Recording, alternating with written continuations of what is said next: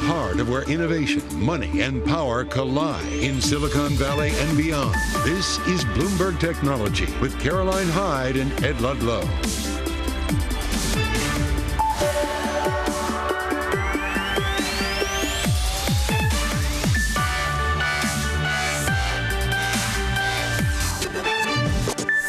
Live from New York and San Francisco, this is Bloomberg Technology. Coming up, China's chip sector sees a $13 billion rally. We discuss the bets on Beijing stimulus. And Amazon's leaders push for a return to offices to protect the tech giant's culture. And a U.S. infrastructure hack. American Waterworks, the latest target as officials warn of threats from Iran and China. But first, we turn to our top story on the markets, which is this Chinese chip maker, Semiconductor Manufacturing International, SMIC, leading that $13 billion sector rally after global investors bet that Beijing will declare more policy or financial support for the industry that is central to its geopolitical ambitions. Bloomberg's Emily Grafeo joins us for more. Look, SMIC is blacklisted for U.S. investors, but this is a broad rally in the chip sector over in China. This is. It's not just SMIC that's rallying, but that stock is up over 28% just on the day, up about 65% in the last few days. And these are shares that have been trading in Hong Kong because the stock market actually in the mainland China has been closed all week for the holiday. So there's a lot of anticipation that when the Chinese stock market opens, I guess tonight for us in the U.S., but tomorrow morning, Tuesday morning in China, that there's going to be a flurry of bets. So we're seeing now traders kind of getting ahead of that. Smaller competitors in the chip space are also up as well. Huang Semiconductor up something like 17% right now. Investors think that the Chinese government is going to have some kind of semiconductor industry specific stimulus, right? But if you look at the Chinese equity market, since kind of late September, things have been improving. Give us the bigger picture of this performance relative to, I guess, US tech or European tech so far in 24. Well, I mean, the bigger picture performance is that Chinese stocks overall have pretty much been in a bear market since about February of 2021. So although we've seen big gains since late September when, like you said, Beijing did announce fiscal and monetary stimulus, we're still down for the year in a lot of these areas. And that's right. It's really a big question here. What exactly are we going to get from China when they do have that press conference later tonight, tomorrow morning in China, and when the stock market reopens? There was a note from analyst Brent Donnelly, and the subject line of his email was China, China, China, China. And then he has a point. Yeah, he has a point. And his note, he said, how big is the stimulus? Will they even tell us? Tonight's China reopening is likely to be spicy. So there's a lot of questions about, is the government actually going to pledge specifically to add stimulus to the semiconductor sector? But the bet here in the market right now is that they will. And also, look, this has been a long-hated area more broadly. Positioning has not been long China and indeed China tech more broadly. Because people have gotten burned by it in the last 2 years. Anyone who's gotten in, like I said, back in 2021 is actually still in negative territory. We are seeing sentiment start to, I guess, come around as one would expect. The stock market goes up, ETF flows follow. So in just the last week, we saw about $6 billion flowing into U.S.-listed China ETFs. So even, across the globe, investors are trying to get in, or at least play the momentum right now. Bloomberg's Emily Grafeo with the reporting on the market moves on China tech. Let's discuss a bit more with Janet Mui, head of market analysis at RBC Brewin Dolphin. And your reaction, Janet, was to upgrade your call on, in the equities context, on Asia ex-Japan. When you're weighing up the factors in the context of China tech, what were the things that you were looking at, short, medium, and long term? Hi, Ed. Thanks for having me. I think we have been skeptical on China, as many people are, but I think it's really how undervalued China has been versus, say, the U.S. or other developed markets. And also the fact is positioning has been very light. I mean, for us, we have been underweight for quite a sustained period of time. So I think that that is shifting. And I think, Chinese market is very momentum driven and very liquidity driven. So we have seen both happening. And I think we would like to participate in this rally. This probably has more to go. And in terms of Chinese tech, I mean, obviously undervalued, very unloved versus the US counterparts. Obviously, they're different, but still, we think that there is still much upside potential from here. But having said that, we just upgraded modestly. I think there's still a lot of question mark for the longer term. Emily's reporting just in that conversation was largely about some of the domestic chip names in China. What's your attitude towards the semiconductor sector in mainland China?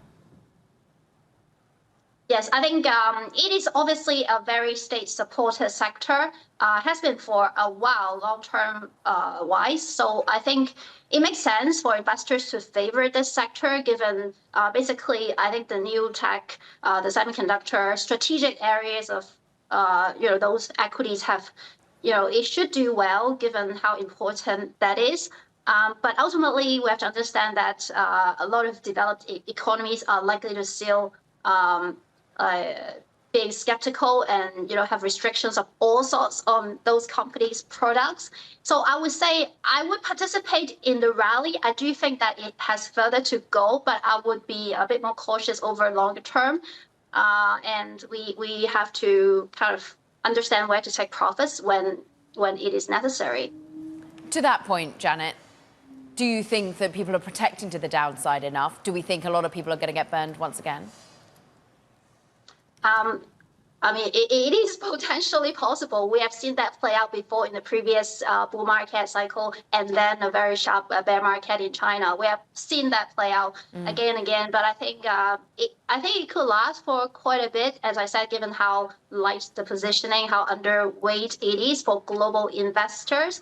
So I would say it could have further to run in the next a couple of months at least, I think. Right. I think the Chinese authorities, their hands are tied. They would just have to provide more stimulus. But you're right, there is absolutely a chance for some investors to get burned. So that's why we have to monitor it very closely. What's been interesting is there's been institutional money flowing in, David Tepper saying how much he's liking China, and also retail. I want to get your check just more broadly on sentiment towards semiconductors globally, technology globally.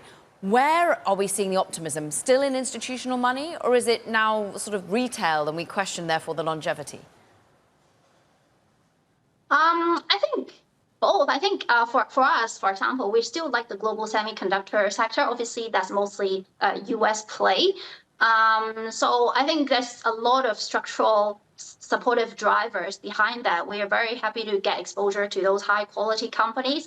So I think for institutions, I think it will be very dangerous if you don't participate in the semiconductor, that AI related theme.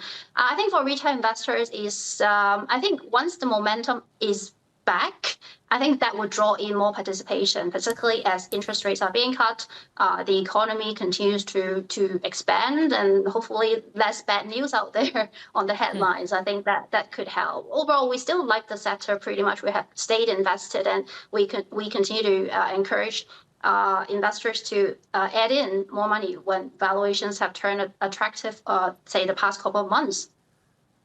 Janet, when you got to your desk this morning in London, how big a factor or risk was trade risk or supply chain risk for technology investors around the world?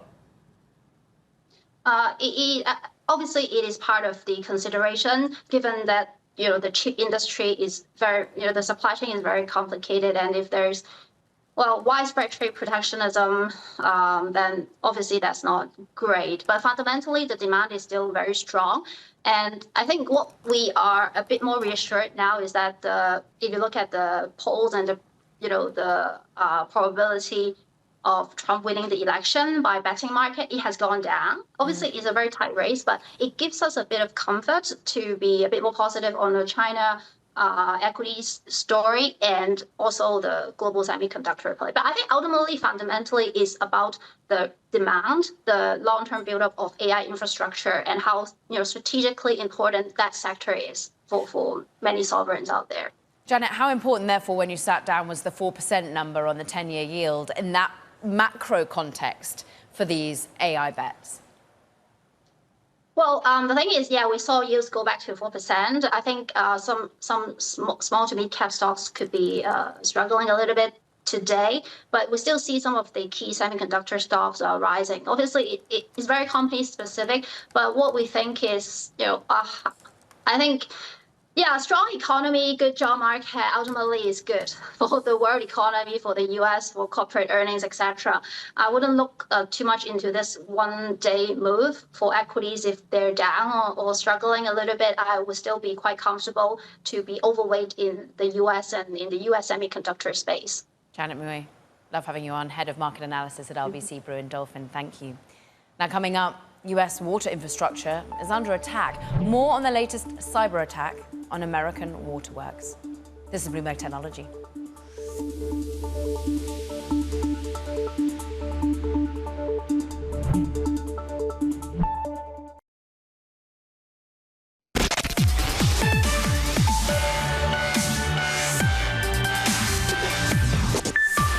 American Waterworks says its computer networks and systems were hacked. Now, the New Jersey-based company, which supplies drinking water and wastewater services to 14 million people, said that parts of its systems were disconnected or deactivated as they worked to contain the cyber attack. For more, Bloomberg's Jordan Robertson joins us now. We've had warnings from governments about this. How broad is this attack from your perspective, Jordan? Yeah, hi, thanks for having me. So this company that was breached is the biggest publicly traded water and wastewater company in the US. As you mentioned, it serves some 14 million customers across half of the states in the US. It's potentially a very big deal. Unfortunately, we don't have a lot of details or specifics about this particular attack. We just know what the company has disclosed this morning in a regulatory filing, which is that it's a victim of a cyber attack and that it's disconnected or deactivated some of its systems. We don't have a lot of specifics about the actual attack, but we do have a lot of context around attacks against water treatment and water facilities in general, which is that the US government has been advising for months, in particular, that Chinese groups have been infiltrating US water systems in possible kind of preparation for more disruptive attacks. Now, we don't know if this is one of those or if this is some other type of breach, but given the context and given the size of this water company, it's potentially a very big deal. Can you give us the context as well as the US accusing China-linked hackers of infiltrating networks that operate as well critical US services? We've got reports in the Wall Street Journal on Friday about potentially an attack on, well, providers of internet, of wireless, but also of US broadband more broadly.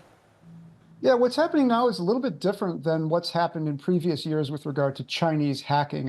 For many, many years, the US government has issued warnings about Chinese hacking for economic espionage, so industrial espionage purposes, and also just regular espionage, spying on government agencies and military contractors and things like that. But what the government has been warning a while, about now, is that they're accusing Chinese hackers, particularly a group called Volt Typhoon, which is the name that cybersecurity professionals have given them, of kind of pre-positioning themselves inside critical networks to conduct potentially disruptive attacks at some predetermined point in the future. In the military, they call this kind of preparing the battle space. That's a very different type of attack than we've seen in the past from some of these Chinese groups. So that's what the US government has been warning about. Again, in this case, we don't know yet if this is related to these Chinese attacks at all, or if it's something else, potentially like ransomware. But given that context and given that the US government is really ringing the bell and really raising the alarm about these Chinese attacks, it bears paying pretty close attention to this incident to see if there's something deeper involved. Jordan, you're deep on the cybersecurity beat, right? And there's going to be a section of our Bloomberg Technology audience around the world that go, they're attacking water infrastructure. So speak a little bit more about that. Why water infrastructure? And do we have any reporting on sort of the competence of US companies and the US government to defend against it? Yeah, to answer your first question, why attack water companies?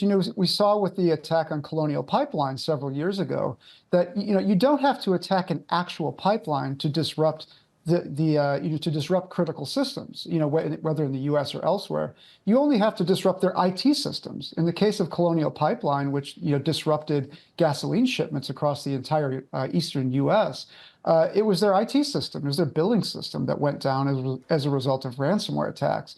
So there's a lot of damage and a lot of disruption that hackers can do by simply disrupting even just the IT systems of some of these critical infrastructure providers, whether that's electricity providers, whether it's water providers, whether it's gasoline shipment companies and pipeline operators. So there's potentially a very great advantage that a foreign nation could have, if they decided to disrupt in that way.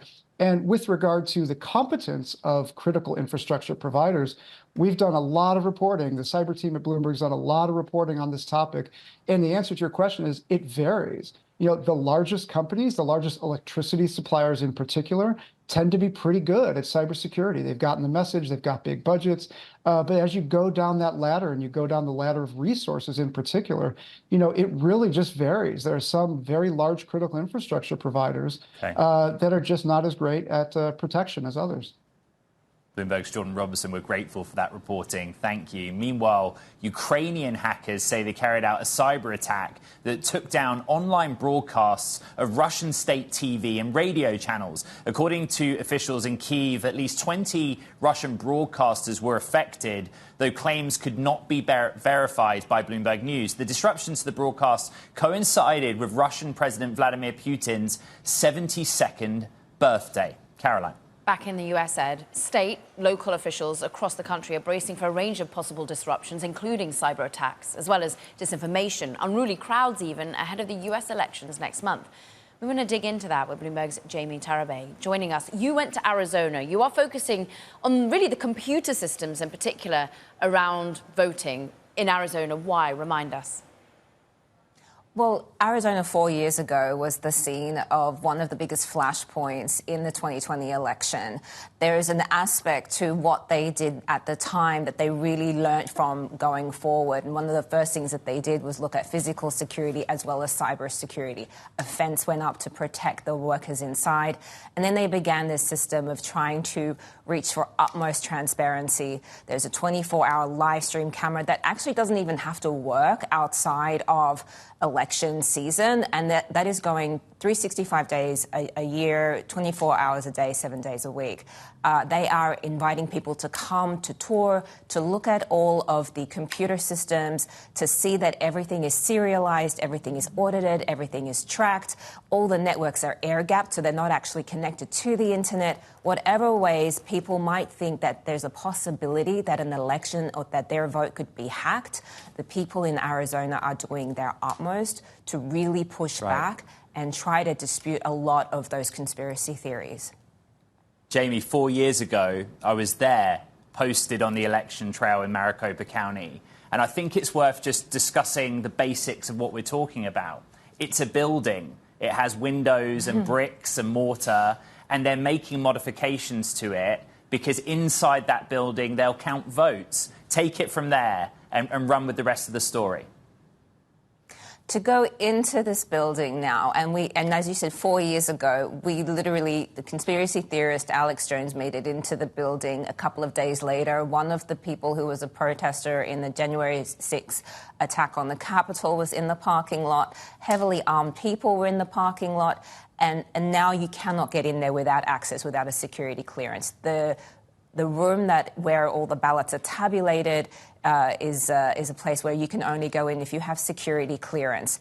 Every single machine is audited and tracked and checked. They have literally done everything they can to get ahead of any possible question about any irregularities or any redundancies. I mean, there's a machine that sifts through the ballots, and if one of those ballots weighs just a little bit different to the rest, they basically will get rid of they'll cancel out the batch, like 200 before and 200 after. They're really doing everything they can here.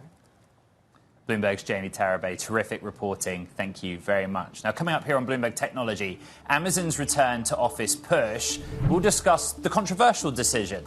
That's coming up next. This is Bloomberg Technology.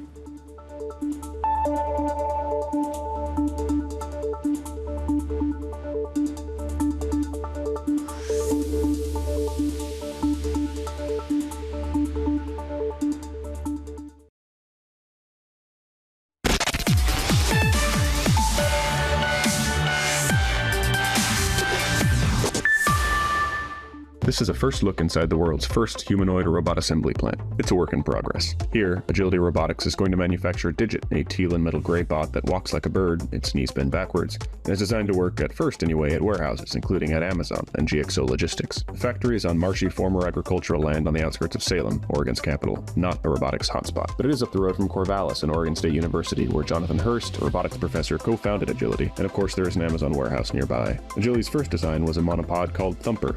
Later and more sophisticated bots have arms and a head unit for sensors, making them a little less creepy. At this facility, Agility simulates work its bots are already doing for clients, stacking tote bins at Amazon and placing bins on conveyor belts in the case of GXO. While I was watching, one Digit tried to place a stack of bins on top of another but was off by a small margin, so the new bins sat askew. Digit paused and watched for a few seconds as its software tried to figure out what to do, and it gave up. Other times it was seamless. Digit's communication systems and 4 sensors live in its head unit. At first, Agility didn't put heads on the robots. The team started with the goal of building bots able to move in human spaces, not ones that looked like us. Digit doesn't have fingers. Agility's first Digit model started with flat paddles capable of lifting totes, and they're adding other end-of-arm devices. The company hopes this building will be able to churn out 10,000 robots a year, but getting there will take a while. Engineers are still documenting assembly processes, figuring out what tools should go where, before they can start mass hiring technicians to assemble the bots. The first robot assembled here, one of Digit's new 4th version, will be completed sometime this month. Talking of Amazon, a rare analyst downgrade, citing concerns over the company's margin trends into next year, saying growth in the cloud computing business is unlikely to help much. Wells Fargo Securities cut the stock to equal weight from overweight and cut the price target from $225 to $183, one of the lowest on Wall Street. Ed will have more on that later. Yeah, Amazon, which recently decided to bring corporate employees back to the office full-time. Honouring Bloomberg Spencer Soper, sources are telling us that there's a reason for that. And the reason is culture. Explain that. Yes, so Jassy is saying, CEO Andy Jassy is saying that new hires, and remember, Amazon doubled in size through the pandemic, that newly hired Amazon employees just aren't getting the chance to learn and understand the culture the way they would if they were working in the office, all week long. They're currently at 3 days a week. There's a lot of what they call coffee badging going on, people badging in, grabbing a coffee, heading home, doing the rest of the day from home. So 3 days isn't quite enough to have that overlap of people where the younger employees are getting an opportunity to learn. 30 seconds, I'm afraid, Spencer, but this is something Andy Jassy is very passionate about. Well, that's what he's saying. He wrote a very long note to employees explaining it. And then the pushback he mentioned the word culture multiple times. And then the pushback is, oh, well, you're just trying to lay more people off, and this is a way to further thin the ranks. And the true answer is it's probably a little bit of both. They want to help the culture and they want to thin the herd a little bit. It's always somewhere in the middle. Spencer Soper of Bloomberg, we thank you. Coming up, Apple gets a downgrade as analysts continue to doubt hype around their latest iPhone. This is Bloomberg Technology.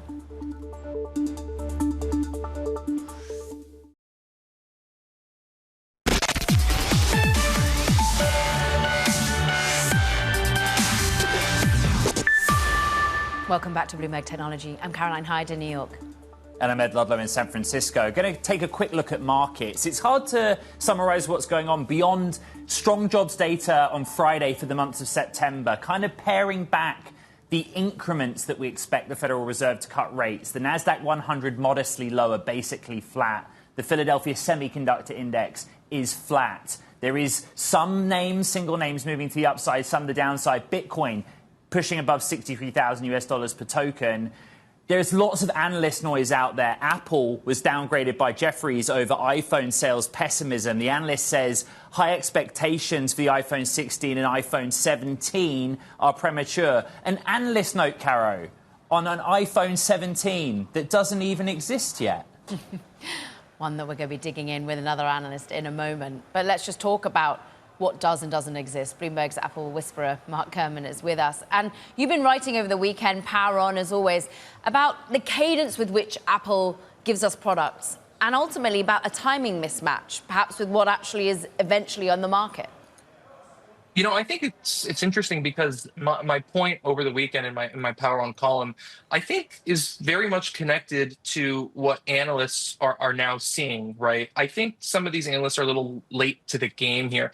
The issue is not necessarily the iPhone 16, Apple and AI, or the iPhone 17, in a vacuum. I think this is a company that is slowly pushing away from the momentum and the innovation it had so many years under Steve Jobs and so many years under Tim Cook and Johnny Ive after Jobs. But now it feels like we're at a point where maybe, at least for the next couple of years, they're running out of these big ideas. They're behind in AI. They're behind in mixed reality, right? They've been behind in the smart home, but they do have these core competencies that continue to keep the business humming. The iPhone, the iPad, the Mac, the Apple Watch. And I think that looking at the phone just as the issue is a little bit too narrow. This is a company that's been searching for a next big idea and a next big product category. And there's really two sides of the coin here. One, are they going to find that? And two, does that thing exist? Is there really another iPhone? At this point, I'm thinking the iPhone is not really something that you're able to replicate, right? That was a once in a generation. And I'm not talking about a 10, 20-year generation. I'm talking about a 50-year generation product. Right. And so maybe expectations for some are too high. Unless it's a different form factor from a smartphone, which we'll get into later in the show. The umbrella point of your newsletter is that Apple has been releasing a new generation of product annually, and it's moved away from that. But there were advantages to doing it annually.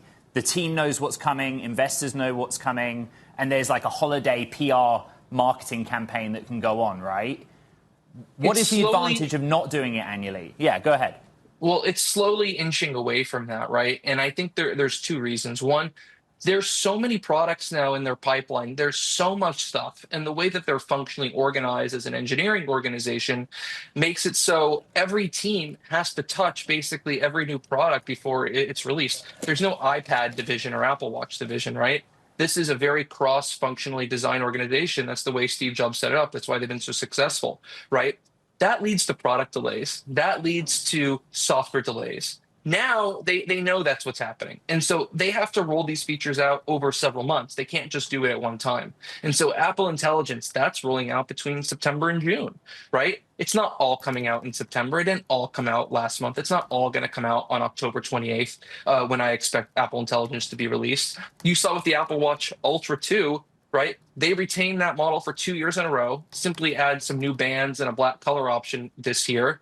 The Apple Watch SE wasn't updated. The iPhone SE is updated every 2 to 3 years. You're seeing the iPad Pro now updated every 1.5 to 2 years. So they're slowly inching away from that annual cycle, which is something they just simply couldn't keep up anymore. The good news is you're getting more polished products. You're getting bigger upgrades generation over generation potentially. And you're getting fewer bugs and more unpredictability from Apple. So I think overall it's a mixed bag, but I lean towards these bigger generational updates being a good thing. The one product that I don't think is going to be necessarily impacted by this is the iPhone. They're so locked into that 12-month cycle on iPhone hardware, you really can't back your way out of it. It's too important to the company and the stock price, its marketing, and the holiday season. So it's really the peripherals around their main breadwinner. Bloomberg's Mark Gurman, and I would say it is a must-read power on from the weekend. Thank you very much. Let's get more and let's talk deeply on Apple. Mizuho analyst Jordan Klein is with us, and there's a lot of noise this morning from the sell side, Jordan, about, well, is iPhone 16 overhyped? The Jeffries note even mentioned 17, which is fictional at this point. It doesn't exist, at least as far as we know. When you sit down at your desk and you get the phone calls from clients, how do you react to all of that? Well, I mean, this is a rite of passage for Apple and the investment community every September, October when they launch a new phone. Everyone loves to go out and do their checks for how long does it take, to get a phone once you place the order, and that's, the lead time analysis to kind of judge demand. I think it's kind of nonsense. I mean, yeah, people like to do those. The press and media pick it up. But at the end of the day, you won't really know how well this cycle is till next spring, and then by then everyone's looking at the next version, right? So it's always kind of on to the next thing. And I think from the standpoint of where I'm focused is no one really expects the 16 to be some game-changing iPhone cycle. It's not going to outperform, I don't think, expectations. If anything, it's expected to underperform. That's why the stock's been lagging. But most importantly is kind of the 17, the next phone, next fall, that would be the second iteration of, their AI software, which hopefully is then going to drive more of a replacement cycle and get people excited. Generally, could you summarize what investor attitudes are toward Apple holistically right now? They're not good. I think every day you get another sell-side report that is negative or cautious in terms of our checks suggest demand is weaker than it was a year ago. The phone isn't selling well. They're going to start cutting unit production by December. And that permeates across the investment community. And most people are like, yeah, it's a major stock. I have to pay attention. I have to have some weighting in my portfolio relative to my benchmark. But most people just take a view that unless I think this product's going to surprise, I can underweight the stock and not worry about missing any alpha. And that's what they're doing. They're going into other names, particularly the Mag 7, that, the setup looks better. So all I'm saying is that the sentiment couldn't be that much worse than it is now. Couldn't be that much worse, but it's actually only about 4% off of its record high in terms of its share price, still worth more than $3 trillion. Is this just going to be sideways trading, therefore, Jordan? We sort of priced in some of that anxiety. Yeah, that's a great point. And that's kind of what I was noting today, that, who would have guessed Apple's shares are up 17% this year? It's a little below the market, but it's better than a lot of other names, particularly in software. It's better than Google. It's actually better than Microsoft. So I think, again, that shows you positioning and sentiment is already down. And every time we get a new update or we get closer to the earnings report later in October, I think the surprise to the downside factor gets more and more priced in or expected. So again, yeah, it could be an underperformer and a laggard, but I don't think it's going to all of a sudden derate and trade down materially. I think there's a lot of people who might buy the stock if it ever got closer to $200. Mizuho, Jordan Klein, getting a lot of calls. Thanks for answering ours today. Meanwhile, Hyde Tech Day 2024 is kicking off tomorrow, and the company plans to showcase how the group has introduced AI applications into their platforms. Bloomberg's Annabelle Drulers has more. iPhones, the Kindle, Nintendo Switch, even Ring doorbells. Foxconn is making these and more. Assembling the devices mostly in China has allowed the company to build an enormous business, generating nearly $200 billion in revenue last year. But the market for many types of electronics, and particularly smartphones, is maturing. Foxconn wants to move up the value chain to products that generate better profits. AI servers is one area where it's making progress. Sales have risen as Foxconn works with the likes of Nvidia, Microsoft, and Amazon on artificial intelligence infrastructure. Semiconductors is another field with the focus right now mostly on older, less sophisticated chips. At present, these mostly go toward in-house needs, including EVs. This is an additional space where the Taiwanese company wants to compete, with a value proposition similar to what it once told Apple. Foxconn can build part or all of your car in less time and at lower cost. We believe this contracted and design manufacturing service goes same way as smartphones and laptops. So we will have 40 to 45% market share in the futures. Goldman Sachs says EV outsourcing could be worth more than $140 billion by the end of the decade.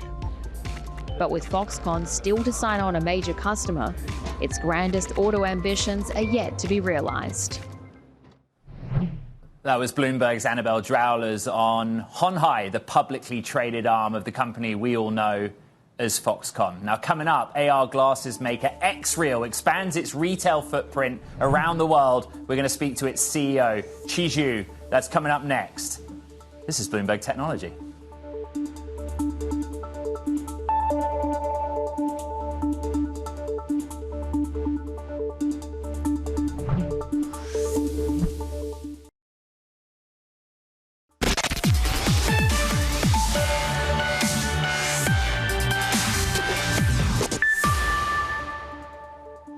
The lack of a rebuttal in Ubisoft's response to recent takeover speculation by Tencent suggests the door is open to a potential buyout. However, Bloomberg Intelligence research points to potential regulatory hurdles given the current geopolitical backdrop. Let's get out to Bloomberg's Benoit Berthelot, who's in Paris. And actually, Benoit, I think this morning we have heard from Ubisoft, who have issued a brief statement about the reporting. Just summarize what they said.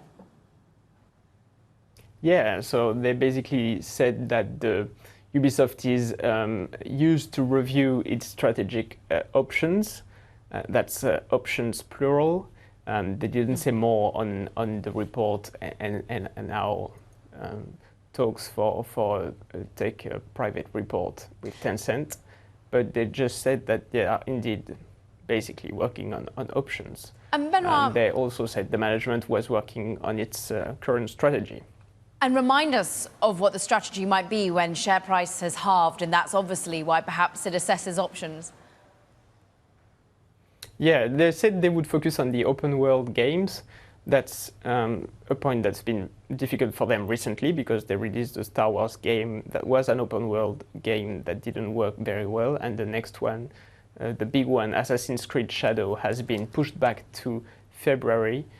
So it doesn't say much on their strategic options right now. Just we understand that the talks are underway. And today, actually, the company didn't really lose the gain that it saw on the markets on Friday, which says a lot. But now everyone is sort of waiting for the next step.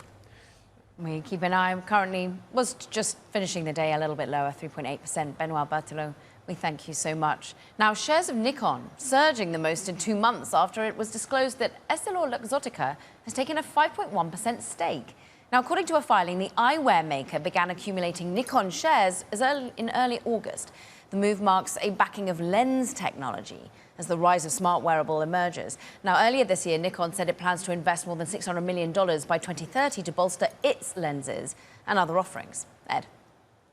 We stay in the realm of smart wearables. AR glasses maker XReal has announced it will expand its in-store retail presence, offering sales across Europe, Asia and the United States. Here with more is Chi Zhu, XReal CEO and co-founder. And what we're talking about is the Air 2 Pro and Beam, which is basically the puck that goes with it to connect whatever compute device you want into the augmented reality glasses. Let's start with the news, which is you're backing physical retail. That's you right. want people to go into a store, pick up the glasses and buy them. Why? Why that strategy? Okay, so previously, our product is available on Amazon or some other online channels. Right. This is such a new kind of cool gadget. We want the people actually can go to their nearby store and try it for themselves. I see that pin on your lapel. Yeah. I know where that's from, Meta Yeah, Connect. that's right. So, I've tried the Orion Meta AR glasses. The technology difference between what Meta announced last week and what you're doing is that basically you can cast another device into your glasses. It doesn't have its own operating system. Yep.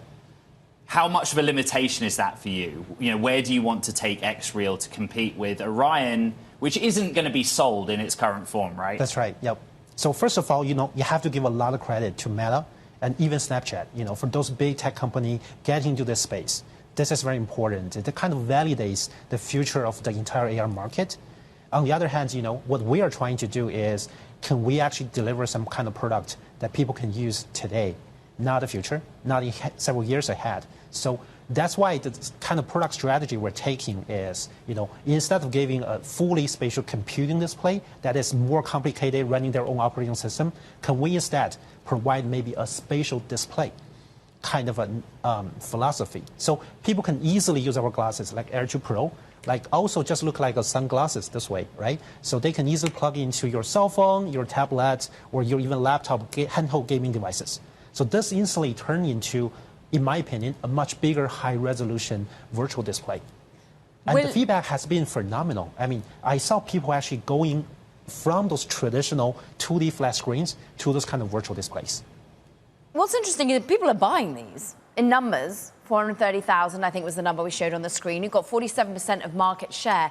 Where are they buying them? Where is the consumer for you? Is it more China-based, Asia-based, or is it in the US too? Oh, actually, this is a global footprint. So yes, as you mentioned, we're nearly half of the entire AR global market share. And people are using that for media consumption, so they can stream like movies, and also they can play games. Connecting this to Steam Deck or Switch is a good way to go. And actually, people are even connected to laptop for productivity and some other activities. Okay, so what then of manufacturing? Where are these being made at the moment? You are headquartered over in China, but you are a global company with a global footprint. But where exactly are these being supplied from?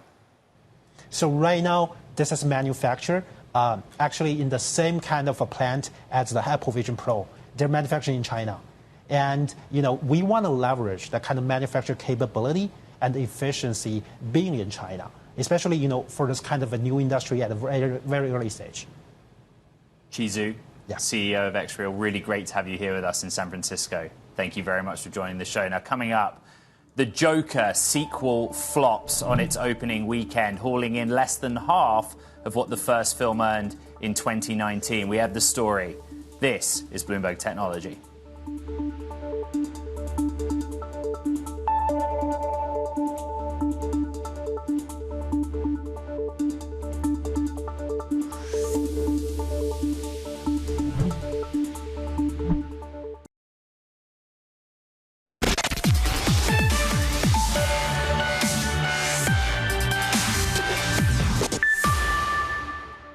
A mixed outlook for Netflix on Wall Street. The streaming giant was downgraded to underweight from equal weight at Barclays, but upgraded to overweight from neutral at Piper Sandler. Barclays is questioning the company's valuation as Piper Sandler gets bullish on momentum from its advertising strategy. Netflix reports earnings next Thursday. Karen.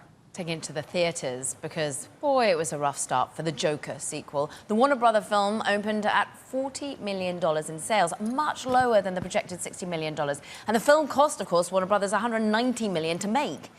Let's discuss Bloomberg's Hannah Miller with what went wrong. Why did no one rush to go and see it? Yeah, so they really gave director Todd Phillips free rein with this movie. And it seems like it went a bit over the top. There's been a lot of negative word-of-mouth reviews, and critics are not liking it. So we think that cut into people seeing it in theaters this past weekend. The bar was high because the first Joker almost hit 100 million in its opening weekend and did eventually gross $1 billion. So there's that. If anyone watching Bloomberg Technology saw it and loved it, you know where to find us. We welcome your feedback. Is it the whole movie theatre versus streaming debate, the battle for eyeballs in a busy weekend? I think we have seen some successes in recent months. Dune 2, Beetlejuice, those were both Warner Brothers movies that did really well. There obviously is this fight to get eyeballs away from streaming and people back into theaters. And this was a huge miss. People were expecting this to live up to the expectations that Joker set in 2019. People also have short attention spans. I think the film's more than 2 hours long, isn't it? It is, and I think people were taken aback that this is a musical, that Lady Gaga is going to be singing, and there are songs, and it's not as gritty as maybe the first one was. You were saying that it took everyone surprised that it was a musical at all, but there is some fierce competition. People are going and seeing other stuff. What has got people electrified? Yeah, people are into the Wild Robot film. I think people are kind of looking for more positive stuff that they can enjoy, go to with their families. Me. Yeah. So it'll be interesting to see, as we get closer to the holiday season, how movies fare in theaters. And this comes, obviously, as Hollywood itself reels from strike action, a lot of that to do with what we talk about day in, day out, artificial intelligence and the like. Where did this movie get made and how, and was it synonymous to that issue? Yeah, so with this film, there was a lot of anticipation, around it. It was filmed in New York, Los Angeles, and even New Jersey. There was a lot of excitement. People loved Joaquin Phoenix as the Joker in the first one. And I think it just kind of got out of proportion. It's very dramatic. There's a lot of courtroom drama scenes versus, the crime that we saw in Gotham in the first one. So I don't think it's appealing to people the same way. Hannah Miller, resident critic for us, and everything about the movies. Now that does it for this edition of Bloomberg Technology, Ed. Yeah, recap on the podcast. You know exactly where to find it. Big thanks and shout out to the team in New York City and the crew out here in San Francisco. This is Bloomberg Technology.